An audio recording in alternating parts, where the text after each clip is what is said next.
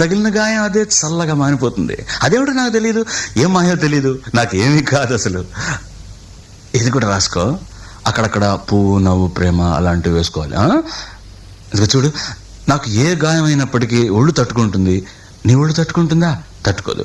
మాదేవి.